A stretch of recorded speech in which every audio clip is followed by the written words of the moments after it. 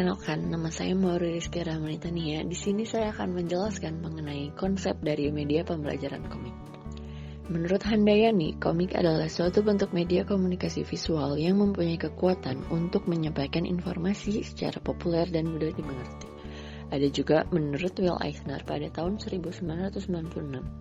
Dia mengatakan bahwa komik merupakan tatanan gambar dan balon kata yang berurutan dalam sebuah buku komik. Jadi dapat disimpulkan pengertian dari komik itu sendiri adalah bentuk seni yang menggunakan gambar-gambar yang tidak bergerak yang disusun sedemikian rupa sehingga membentuk jalan cerita. Nama saya Nabil Dani Ferdian. Di sini saya akan menjelaskan jenis-jenis komik. Jenis-jenis komik ada 4. Yang pertama adalah komik pendidikan. Komik pendidikan adalah komik yang isinya bisa mendidik seperti cita-cita si anak gerobak dan selalu bersyukur. Yang kedua ada komik superhero. Komik superhero adalah komik yang berisikan manusia-manusia super seperti Batman, Superman, dan Spiderman. Yang ketiga itu ada komik komedi. Komik komedi adalah komik yang berisikan hal-hal lucu dan konyol seperti Shinchan dan Donald Bebek. Yang keempat adalah komik budaya. Komik budaya adalah komik yang berisikan tentang budaya-budaya seperti Garudayana dan Beauty on Reborn. Nama saya Gita Aurea Tamir dan saya akan menjelaskan mengenai prinsip pembuatan komik.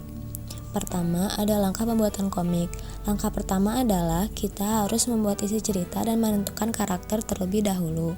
Selanjutnya, ada langkah sketching atau pembuatan sketsa, yakni menuangkan ide cerita dalam media gambar secara kasar. Selanjutnya, ada langkah inking atau penintaan, yaitu meninta atau menebalkan garisan pensil yang sudah ada di sketsa. Selanjutnya ada langkah coloring atau pewarnaan, yaitu memberi warna pada komik yang dapat dilakukan secara hitam putih atau full color. Dan yang terakhir ada lettering atau pembuatan teks pada komik. Lalu ada tahapan pembuatan komik. Tahap yang pertama adalah memilih momen. Memilih momen yaitu proses memilih momen mana yang ingin ditampilkan ke dalam panel atau momen-momen yang harus atau lebih baik dibuang. Selanjutnya adalah memilih bingkai.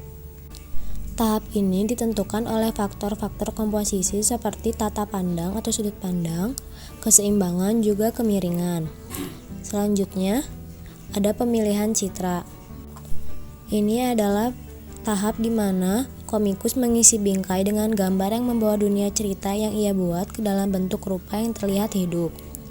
Lalu ada proses atau tahap pilihan kata. Tahap ini bisa berupa narasi, dialog, atau efek suara. Dan yang terakhir adalah pilihan alur. Pilihan alur ini bisa dari kanan kiri atau kiri ke kanan. Nama saya Aura Salsabila Ardian. Saya akan menjelaskan topik tentang fungsi komik dalam pembelajaran. Menurut Sujana dan Rifai, media komik dalam proses belajar mengajar menciptakan minat para peserta didik, mengefektifkan proses belajar mengajar, meningkatkan minat, dan menimbulkan minat apresiasinya. Selain itu, dalam penelitian yang dilakukan Thorndike, diketahui bahwa